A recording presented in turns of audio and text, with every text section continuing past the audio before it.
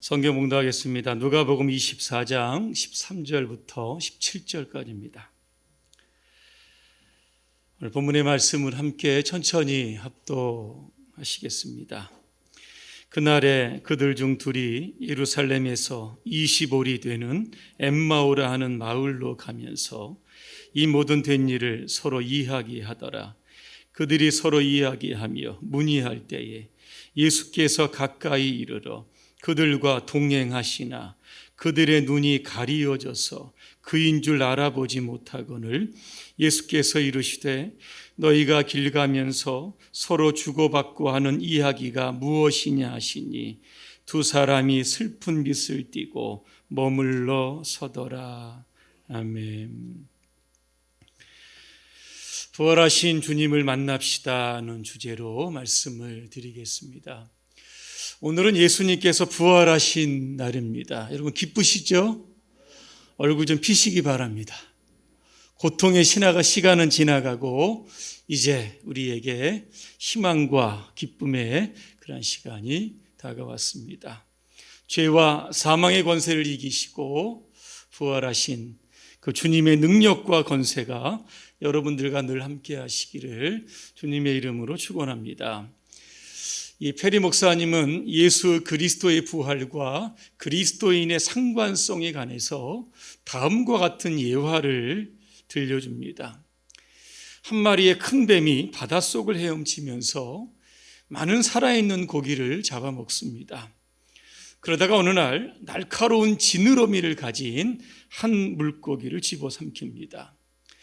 이 물고기가 이 뱀의 뱃속을 들여다보니까 너무나 캄캄한 겁니다. 그래서 여기서 나가리라 그렇게 생각을 하고 날카로운 지느러미를 가지고 뱀의 배를 찢고 빠져나옵니다. 그 뒤로부터 많은 작은 물고기들이 더불어 빠져나왔습니다. 이 뱀은 죽음이라고 하는 괴물을 가리킵니다. 이 죽음이라고 하는 괴물은 오랫동안 인류를 삼켰습니다. 하나님의 아들 독생자 예수 그리스도까지 삼켰습니다. 그런데 예수님은 무덤 문을 여시고 살아나셨습니다. 그러므로 예수 그리스도를 믿는 저와 여러분들도 오늘도 예수님을 따라 부활하게 될 줄로 믿습니다. 봄은 부활의 계절입니다. 이 겨울 내내 마치 죽었던 것처럼 보이는 나무에서 싹이 나고 꽃이 피는 것을 보면 정말 신기합니다. 마틴 루터는 이런 이야기를 합니다. 봄철이 되어 새롭게 움트는 새싹마다 피어나는 꽃잎마다 주님께서 부활의 약속을 새겨 놓으셨습니다. 이렇게 이야기했습니다. 이 봄에 부활의 여러분 생동감을 한번 느껴보시기를 바랍니다. 오늘 본문에 보니까 두 명의 제자가 예루살렘에서 엠마오로 내려가고 있습니다.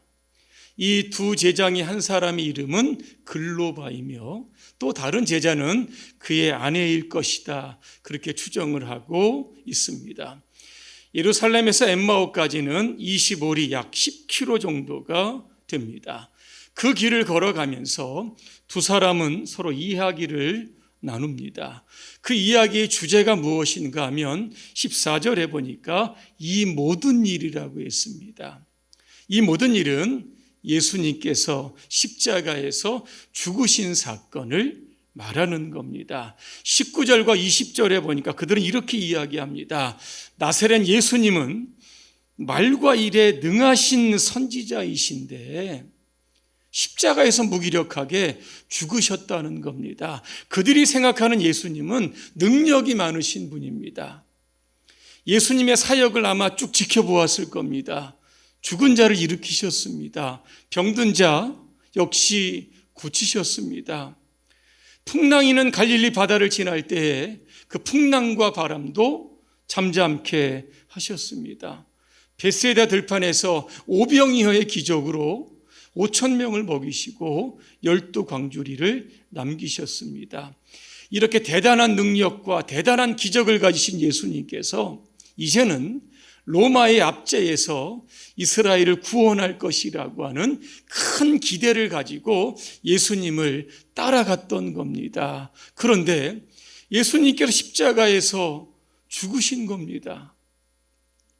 좌절과 실망이 밀려옵니다. 모든 희망이 물거품처럼 사라집니다. 그래서 낙심한 채 절망한 채 이 두 사람은 엠마오로 내려가고 있는 겁니다.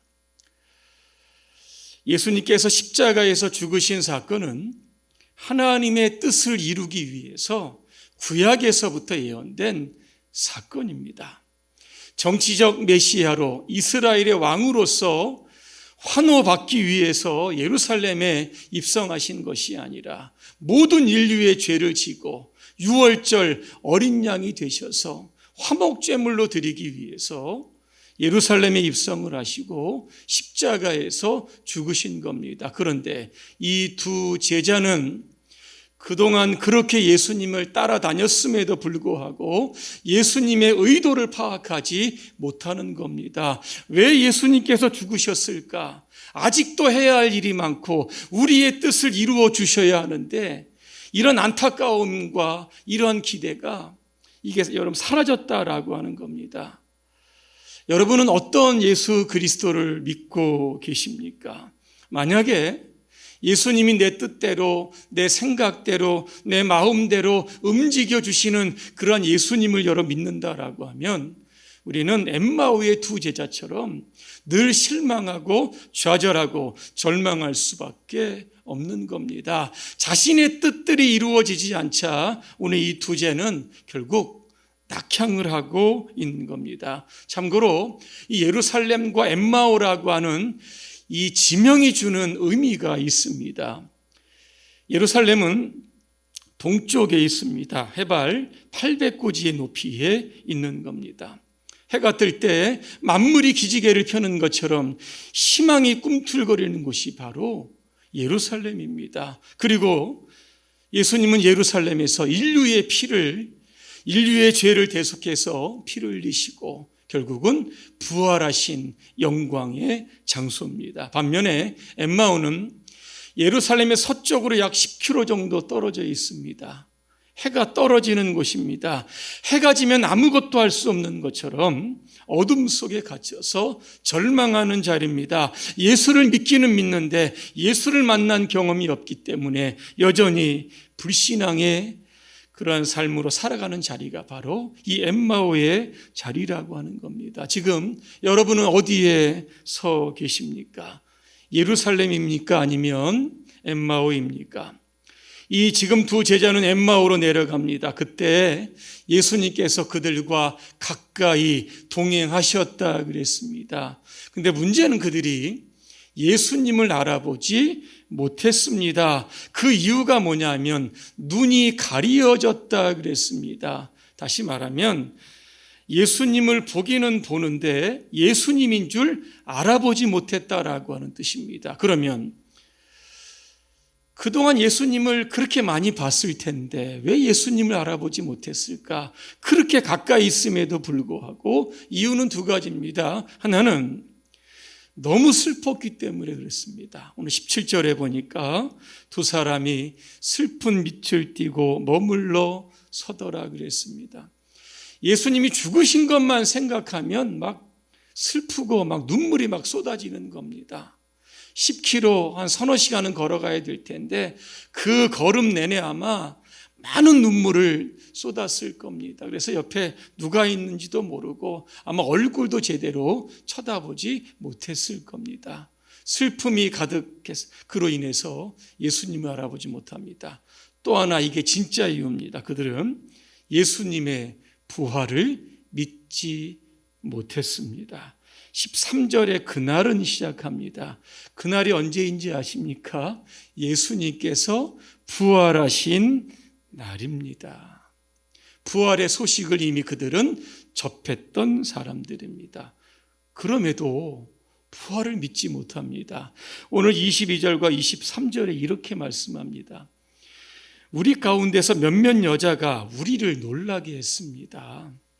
그들은 새벽에 무덤에 갔는데 예수님의 시체가 없어진 것을 보고 천사들이 그들에게 예수님께서 다시 부활하셔서 여기 계시지 않다라고 하는 사실을 들려주었다라고 하는 얘기를 지금 하고 있는 겁니다. 마태복음 28장에 보면 이 여인들은 예수님을 만납니다. 예수님과 대화를 하고 예수님의 발을 붙잡고 경배했다 그랬습니다.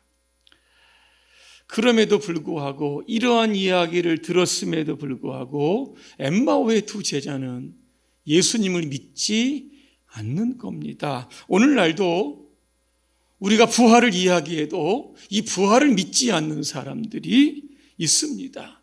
여러 가지 어떤 설을 제기를 합니다. 도둑설을 제기합니다. 예수님의 제자들이 예수의 시체를 도둑질해 가서 숨겨놓고는 예수님이 부활을 했다 이렇게 거짓말을 한다는 겁니다. 기절설도 있습니다. 로마의 군인들이 예수님 십자가에 못 박을 때 잠시 기절을 했는데 죽은 줄 알고 동굴에 넣었더니 그 동굴 안에 따뜻한 기온 때문에 예수님이 깨어났다는 겁니다. 조작설도 있습니다. 작가가 소설을 쓰는 것처럼 누군가 아주 멋지게 예수님의 부활을 소설처럼 써냈다라고 하는 겁니다. 여러분 어떠십니까? 예수님의 부활을 믿고 계십니까? 오늘 이 두 제자는 예수님이 곁에 계셔도 보지 못하고 예수님이 곁에 계셔도 믿지 못하는 상황이었습니다. 그때 예수님은 26절에 보니까 이렇게 말씀합니다. 그리스도가 이런 고난을 받고 자기의 영광에 들어가야 할 것이 아니냐 그렇게 말씀을 하시면서 성경을 자세하게 풀어서 제자들에게 설명을 해주시는 겁니다. 그 설명을 듣다가 보니까 엠마오에 다 가까이 온 겁니다. 그때 예수님께서 더 가시려고 하십니다. 그때 이 두 사람이 강권하여 예수님을 자신의 집에 모셨다 그랬습니다. 저녁 때가 되니까 식사를 해야 합니다. 오늘 30절과 31절에 보면 예수님께서 떡을 가지시고 축복 기도를 하십니다. 그리고 그것을 떼어서 그 두 제자에게 주십니다. 어디선가 많이 본 듯한 그러한 장면이었던 겁니다. 평소에 주님과 식사할 때 늘 보아왔던 그 장면이 떠오르자 그들은 눈이 밝아졌다 그렇게 말씀합니다. 눈이 밝아졌다는 것은 다른 번역서에 보니까 그들의 눈이 열려서 예수님을 알아보게 되었다 그렇게 표현하고 있습니다. 그리고 나서 이 두 사람은 계속 이야기를 이어가는데 그때 예수님은 그 자리에 계시지 않았다 그렇게 말씀합니다. 이 두 사람이 뭐라고 이야기를 합니까? 길에서 우리에게 말씀하시고 성경을 풀어주실 때에 우리 속에서 마음이 뜨겁지 아니하더냐 그랬습니다. 공통적으로 느꼈던 감정이 뜨겁다는 겁니다. 관주에 보니까 이렇게 되어 있습니다. 마음이 불타지 아니하느냐 그랬습니다. 예수님께 성경을 풀어주실 때에 성령님께서 그들의 마음을 뜨겁게 역사해 주시고 그 말씀을 깨닫게 하셨다라고 하는 겁니다. 사도행전 10장에 보니까 이탈리아의 백부장이었던 고넬료가 베드로 사도를 자신의 집으로 초청을 합니다. 이유는 한 가지입니다. 우리에게 오셔서 설교 좀 해주십시오. 우리가 말씀 좀 듣겠습니다. 그때 베드로가 했던 설교가 뭔지 아십니까? 예수님의 십자가의 죽음과 부활 이 주제를 가지고 설교를 합니다. 그때 설교를 듣는 사람들 가운데 성령이 임했다 그랬습니다. 성령이 임하니까 말씀을 깨닫게 되고 성령의 은사가 나타나게 되는데 방언을 하기도 하고 이방인들입니다. 그리고 그들이 하나님을 높여 찬양을 했다 이렇게 되어 있습니다.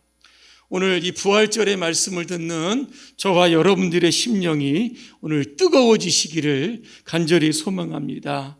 신앙생활은 뜨겁게 해야 합니다.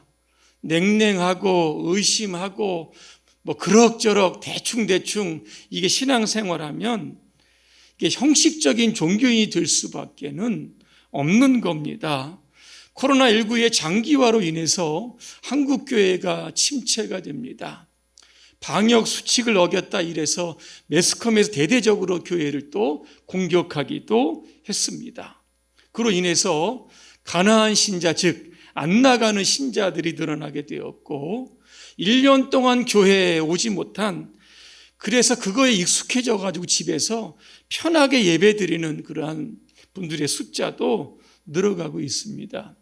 교회 모임이 축소되다 보니까 만날 시간이 없습니다. 그러다 보니까 이 신앙의 열정이 점차적으로 식어지고 있다는 겁니다. 이제는 우리의 가슴이 뜨거워져야 되고 우리의 심령에 불이 붙어야 될 줄로 믿습니다. 기도에 불을 붙여야 되고 예배에 불을 붙여야 되고 이러한 때 더욱더 전도의 열정을 내야만 하는 겁니다. 우리 한국교회가 이 부활절을 기점으로 다시 한번 불같이 뜨겁게 일어나는 계기가 되기를 간절히 소망합니다. 오늘 이 두 제자는 눈이 밝아졌습니다. 마음이 뜨거워졌습니다. 그리고 그 이후에 이들은 어떻게 했냐면 33절에 보니까 곧 그때로 일어나 예루살렘으로 돌아갔다. 10km의 거리입니다. 캄캄한 밤중입니다. 그럼에도 불구하고 그들은 예루살렘으로 돌아갔던 겁니다. 가보니까 11 사도가 있고 함께 모인 다른 제자들이 앉아 있습니다. 뭐라고 이야기합니까? 우리가 길에서 예수님을 만났다. 음식을 나누면서 예수님을 보게 되었다. 부활을 간증하고 있었다는 겁니다. 아마 이 두 사람은 오순절의 성령 강림을 통해서 성령을 받고 복음을 전하는 주님의 제자로 살아갔을 겁니다. 결론입니다. 여러분들은 지금 어디에 서 계십니까? 예루살렘입니까? 아니면 엠마오 도상입니까? 혹시나 예루살렘이 아닌 엠마오로 가고 있다라고 하면 오늘 이 시간 엠마오의 두 제자처럼 부활하신 예수님을 만나시기를 소망합니다. 영적인 눈을 떠야 합니다. 우리의 가슴이 뜨거워져야 합니다. 신앙의 불이 붙어야 합니다. 그래서 부활의 증인으로 주님께 끝까지 쓰임받는 저와 여러분의 삶이 되시기를 주님의 이름으로 축원합니다. 기도하겠습니다. 은혜로우신 하나님, 오늘은 부활주일입니다. 우리를 위해 죽으시고 우리를 위해 부활하신 예수 그리스도를 만나기를 소망합니다. 불신앙과 절망과 낙심의 엠마오를 떠나 예루살렘으로 다시 올라갈 수 있는 열정적이고 적극적인 성도들로 변화될 수 있도록 우리 모두를 축복하여 주시옵소서. 예수님의 이름으로 기도합니다. 아멘.